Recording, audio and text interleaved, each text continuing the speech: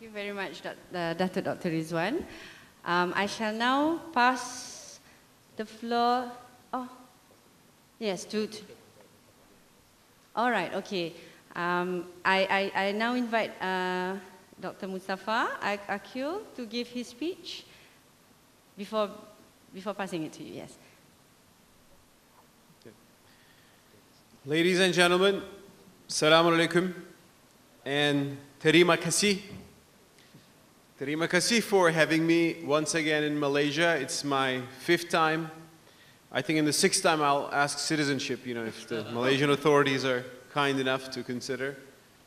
And I really, really appreciate being here once again with the generous invitation of IRF and Brother Farooq Musa.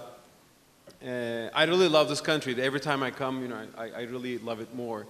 And I'm fascinated by all the discussions that are going on, intellectual discussions going on in Malaysia, which are broader issues relevant for all Muslim world, I think.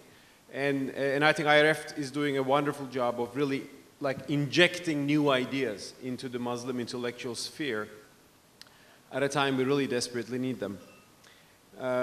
So before starting, I should say, I mean, we'll speak about the book, The Closing of the Muslim Mind. I must apologize that my Muslim mind might be a bit closed right now because I have 12 hours of jet lag. I came all the way from Boston, we stopped short over in Rome and Istanbul, but ultimately it's 2 a.m. for me, so if I look a little weird regarding, you know, how, I'm sorry about that. Now, we'll talk about the book. Ultimately, it's a book written by a non-Muslim, a Christian, and it is a book which has certain biases too, I should say that. I mean, he's trying to show that, you know, Christianity is better than Islam on certain areas. I don't necessarily agree with him on all those issues. But still, I read this book maybe 5-6 years ago, and I said, wow, this is a fascinating book. Because although he has a side and he's sometimes critical of the Muslim world, in ways I would not totally agree with, it really points to something really very, very important and in a very powerful way. Because I think anybody who looks at a community from the outside can have some ideas, you know, that are really not very clear to those people inside. For example, anybody who looks at Turkey from outside can say, what's the problem with these Turks? Like, they hate each other more than anything else in the world for a century. I mean, there's a national problem here, right?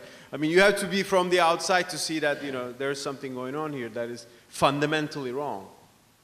Like that, somebody who can look at the Ummah from the outside today, we can call them Orientalists and we can think that they have maybe certain motives. But if they're honest and if they're smart, they can sometimes point out problems that are really important, that we also ourselves see, but someone from the outside sees better. So in that sense, I think this is a valuable book. And I really congratulate the IRF for translating into Malay, as well as translating my book into Malay too. Maybe they should be read together, I should say. Now, what does this book tell us? Well, this book tells us, takes us to a story, and I'll come to that. But even before that, let's forget the book. I want to highlight an irony that I see in the Muslim world today. Now, probably few Muslims are proud of the situation of the Ummah in the past few centuries, right? Compared to West, even compared to other civilizations, many others, we feel backward, we feel less developed. We are not pioneers in science, we are not pioneers in economics, we're not pioneers in philosophy. We feel defeated, we feel outperformed by many other civilizations, and that's the crisis of the Ummah. But we also Muslims say, wait a minute, there was a time that Islam had a golden age. Yes, there was a time that the big scientists of the world were all Muslims, unlike today, right? There was a time the big discoveries were coming from the Muslim world. Al-Khwarizmi, you know, developed algorithm, you know, which made its way. Al-Haytham developed, you know, optics and like how to deal with disease of the eye. And, you know, Ibn Sina was, Avicenna as it's called in the West, was this great doctor, medical, you know, genius. And so there are a lot of things we're proud of in our medieval age. In Turkey, for example, I see that. For example, a new hospital is being opened. It's called the Ibn Sina Hospital, Avicenna, as the Westerners would call it. That's great. We're giving the name of Ibn Sina to a hospital, and I like that rediscovery of our tradition. But there is an irony here, because when you look at all these great medieval Muslim names who make us proud today with their successes, in Muslim sources, you see that, oh, they are actually condemned as heretics. Search Ibn Sina in classical Sunni sources today, Salafi or even, mainstream Sunni. You will see that, oh, he was a big murtad, he was a kafir, he was not a real Muslim because he believed in Greek philosophy, You will see the same thing for Averroes, which we take pride as, one of the great towering figures in history. So, on the one hand, we are proud of a golden age. On the other hand, the people who built that golden age are actually looked down upon as Muslims who are not really good Muslims. And we are in a very bad situation right now. So, there's something here, there's something weird here. Maybe the people who built that golden age had something that we lost, and maybe that's why we are not, in a golden age right now. So there's a big question mark here we should, I think about. And I think this book offers an answer that, again, we should take with a grain of salt in some aspects, but it's an important answer. And it's an answer offered by other Muslim, of course, writers as well. I mean, this writer is not a Muslim, but by some Muslim writers, academics, intellectuals. Since the early Salafiyah, Muhammad Abduh, the real Salafiyah, not the Salafis of today. Because the word Salafi has two different meanings. It can mean reformist towards a more, let's say, rational and liberal understanding of Islam. Reformist towards a more rigid, understanding of Islam. So let's leave aside the term Salafi in that sense right now. But it can mean different things, and I think people like Muhammad Abduh in the late 19th century started to ask these questions. Now, what is this? What is the answer? The answer is, in the first 4-5 centuries of our Muslim civilization, there emerged a big intellectual tension. And ultimately, two different points of view emerged. One was broadly called Ahl Ray, the people of reason, as you would say. The other one called Ahl Hadith. And Hadith stood for the attributed sayings to Prophet Muhammad, peace be upon him, but also tradition, the idea of taqlid, And Mutazila, which this book speaks about, was a main component in Ahl Ray, but it was not the only one.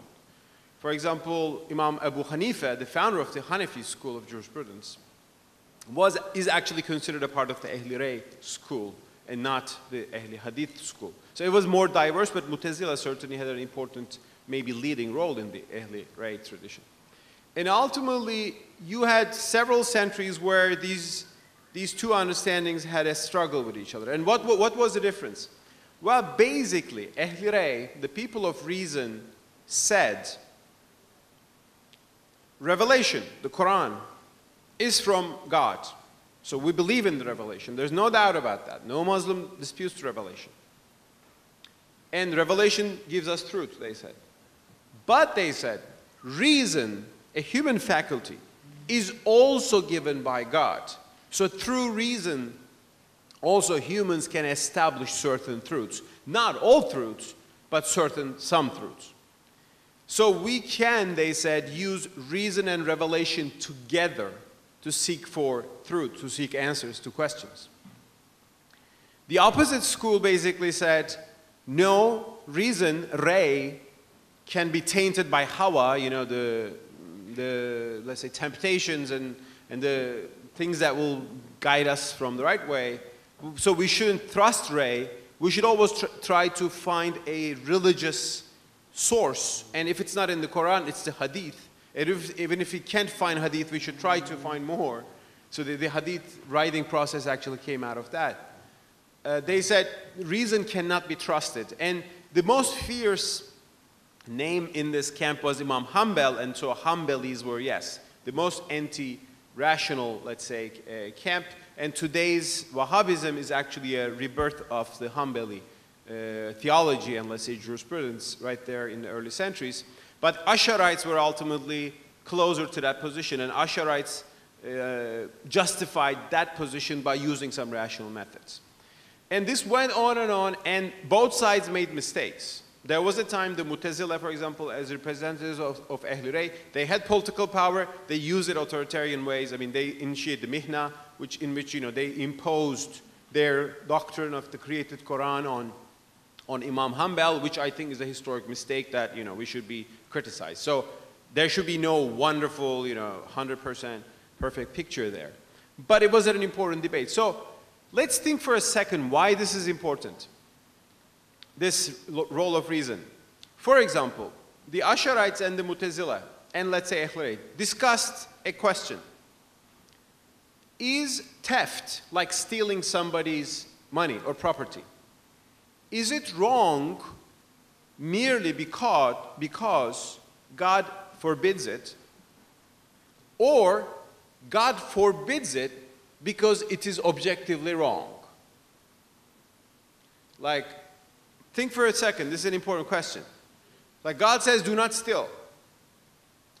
Now, and we don't, inshallah, right? So, does stealing become wrong only because there is a revelation about it or a prophetic saying about it? Or it's something bad and we would know it even if we're not Muslims, even if we had no revelation. But just God is reminding not to do this and just assuring that we don't do this wrong thing that is objectively in itself. Now, this is really a big matter. Basically, the Ash'arites and the Hanbalis, they said there is no objective criteria, there is no human criteria, rational criteria for things to be right or wrong in themselves. Things are established only through revelation. And if there is no revelation, you can't find these. And they said, if you try to bring reason, then you make humans like God. You do shirk. You're just giving humans an authority. Whereas the Mu'tazila and the Ahlul Ra'y people would say, no, God has given us reason to find out things. Reason is a gift from God, and God calls us to use our reason in the Quran, by the way, repeatedly. So reason in itself can establish certain things. And through that, a lot of arguments came.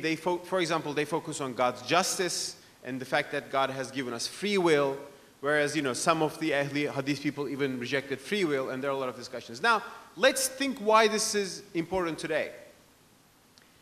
If the Mu'tazila view is right, we have revelation, we have our religious texts, we have our religious sources, but we have reason, right? And reason in its own way can find out truths. For example, reason in its own way can create a political system called democracy, and it can be demonstrably good for humans, right? So as a Muslim, you can say, we believe in the Quran, we are Muslims, alhamdulillah, we believe in God. But there's this interesting idea called democracy. Does it clash? No, it doesn't clash with Islam. So let's adopt democracy, you can say that. But if you're thinking through the Ahl Hadith thinking, the Ash'arite Hanbali thinking, you will say democracy is kufr. It's coming from the outside. And anything that comes from the outside, anything that comes from anything besides our own sources is bid'ah. It's innovation. It's coming from the outside. There's no wisdom in that. Now, this discussion in the Middle Ages was not about democracy, but about, can we study Greek sources? Aristotle. Can we study Aristotle? Now, why Aristotle was important? Because in the classical period, he was the greatest mind who really contemplated how the universe works. He built what we call the scientific method today. And some of his ideas were wrong, like he thought the universe is eternal. It wasn't, And some of the, not Mu'tazila, but later philosophers tried to reconcile that with Islam. I think they made a mistake there. Al-Kindi was, I think, the most accurate person there. He didn't buy into everything that the Greek philosophers said, but he was, I think, more loyal to Islamic cosmology there. But that's a side note. The question was, can we learn from Aristotle? So, Ibn Rushd, for example, Averroes, who is not a Mu'tazila, but a very late day person in the Ahlul Ra'y tradition, ultimately, and they were called philosophers at the time. He said, yes, we can learn from Aristotle. and he learned from Greek sources, and he reconciled them with revelation. Whereas Imam Ghazali would say all these philosophers are wrong, so it delegitimized philosophy. And beginning from Imam Ghazali, and the book explains it really well, in the Muslim world, the idea of philosophy, which basically means secular reasoning, like a reason that doesn't directly come from revelation, or the reason that doesn't start from Islamic precepts, but starts by itself from other precepts, was delegitimized. And even the word philosophy became like a word that is not very popular. I mean, I grew up, reading ilmihal in Turkey, which means like Islamic text, saying that philosophy will corrupt your mind. Don't think too much. You will lose your religion, and stay away from philosophy. So if you think too much, you will lose your faith. That was which is not a very good way of, actually defending the faith, right? If you don't think too much, you can't defend it either. So this went on, and I think this book says this specific turn really closed Muslim thinking, closed Muslim minds at the end of what we would call the Islamic Golden Age. And I basically agree with that, let's say, analysis of affairs. Now, as the book points out, but I would also add a few things, I think this had major consequences in mainstream Muslim thought. With loss of reason as an entity in itself that can give us truth. And today add reason, modern science, modern philosophy, and everything. We lost several things. First of all, we lost the chance to interpret our religious texts. Because at the end, against the Mu'tazila and later philosophers, the Ahl Hadith school emphasized blind obedience to our religious texts. Imam Hanbal had a famous slogan. He said, the Quran and the Prophet's words should be believed bila kayfa, which means without asking how.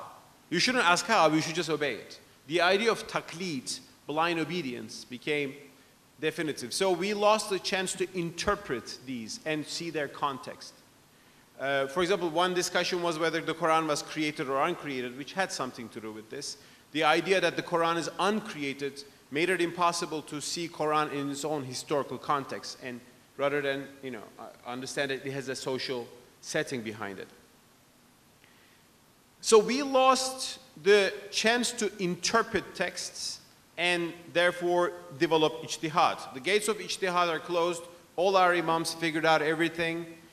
Our imams figured out every possible answer to every possible question 10 centuries ago. And there are no new questions, think that. So this was, for example, a freezing of our religious sources. And this went on for a long time, until the 19th century, when Muslims faced modernity and had to ask questions. We also lost science. Now, so interpretation of texts, one. Second, science. Why is it that we were the pioneers of science and mathematics, and everything froze, and then you start to see modern science developing in Europe, and ultimately, coming to a very high level that we can't even understand from the 19th century perspective? Because science requires belief in natural laws. One of the emphases of the traditionalist school, the Ahl Hadith school, that there are no natural laws. Like Imam Ghazali's favorite example was that cotton burns when it comes to fire, not because there is a natural tendency in it to burn, because just Allah demands at that point that it gets burned. Like everything happens at God's demand and will at that specific point, and there's no rule connecting these two. This philosophy, known as occasionalism, appeared in Christianity too, but it was left aside. In Islam, this became a dominant idea. That's why the idea of natural laws really didn't make much inroads in Muslim thought. And if you don't think that there are natural laws, you can't start to calculate and investigate and theorize things. Everything is, inshallah, however God wills. And this was seen as piety, because we believe in giving all the power to God was seen as like a good Muslimness. But maybe God created the universe in a way that he set laws and he wants us to understand them. Maybe piety requires understanding God's laws rather than saying we can't understand anything and everything is just happening with his unknown will at this one point. But we lost the mindset to build modern science. No wonder, when, the modern scientific revolution was going on, we were busy with, doing the taqlid and repeating old teachings. One more thing, and this can come a little bit harsh, but I think it's important. We lost a philosophy of morality. Now, what do I mean by that? I mean, we Muslims typically assume that we are the moral people and everybody else is immoral, right? Like we Muslims are moral. If you go away from Islam, everybody's immoral. And by morality, sexual morality, it comes to everybody's mind at the first place. But we think, Muslims don't steal and Muslims are always just, and the infidels, the unbelievers, and they're immoral by definition because they don't have the wisdom we have right now. Now, today, if you look at the world from a very objective point of view and objective, like measure corruption in the world, you see that corruption is the least in not Muslim majority nations, but in places like Sweden or Norway, which establish, through reason, the system called liberal democracy, checks and balances, and so on and so forth. The problem is that with the idea of philosophy being trashed aside, we reduced morality to haram and halal, fiqh.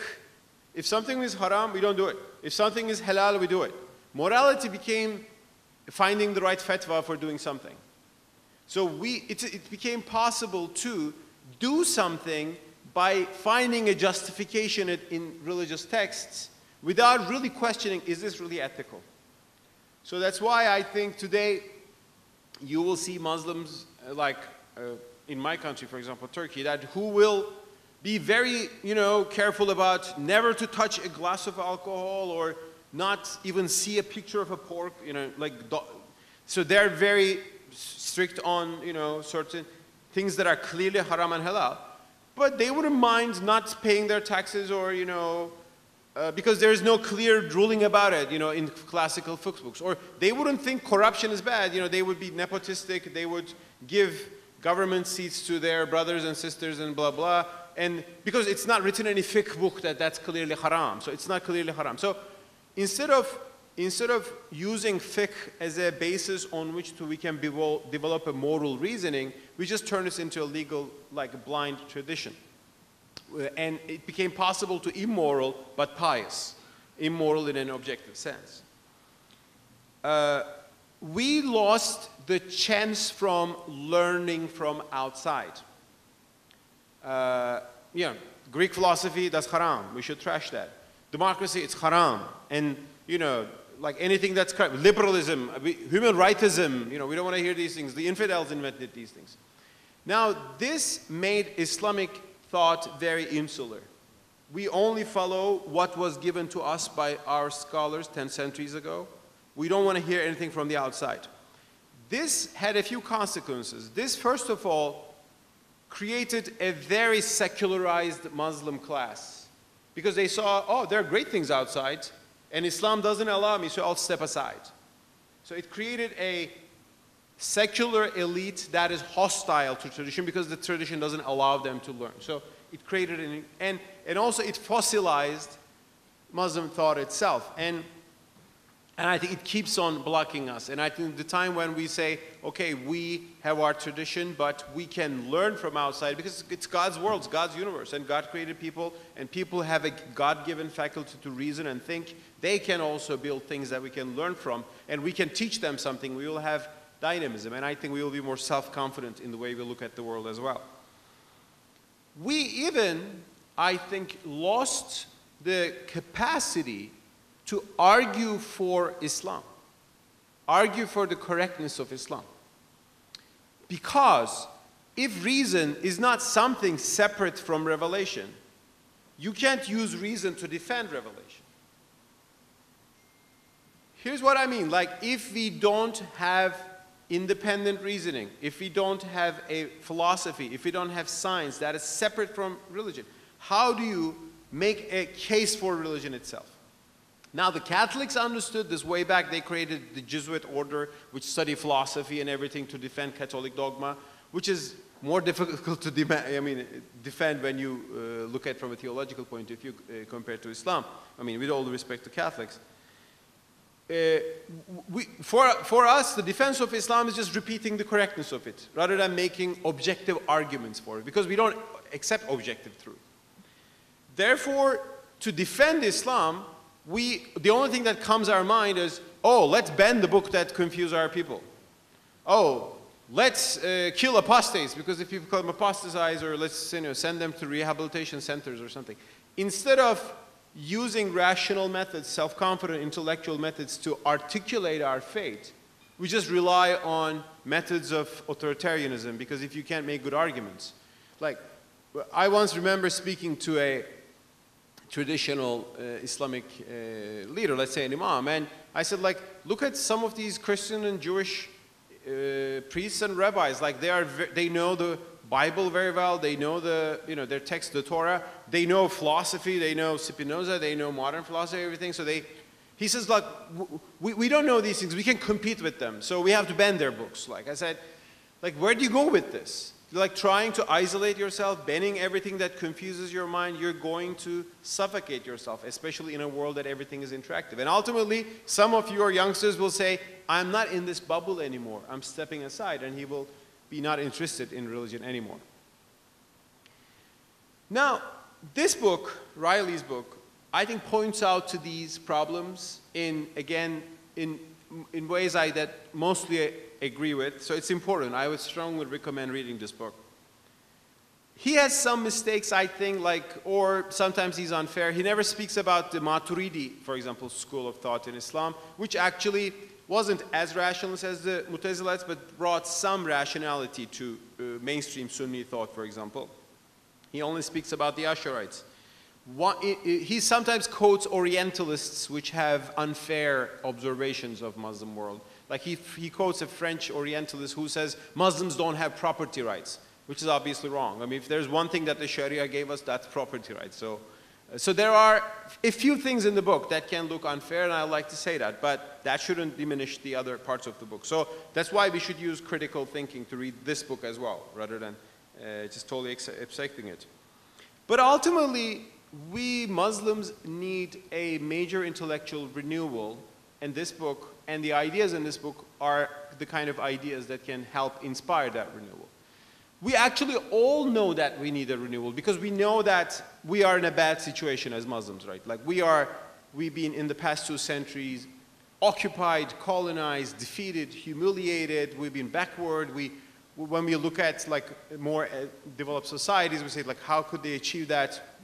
We know that there's a deep problem with the Ummah, but we hardly come and say, maybe it is happening because the way we understand religion, and because of our own mindset. Instead of reforming ourselves, we actually find the problem somewhere else.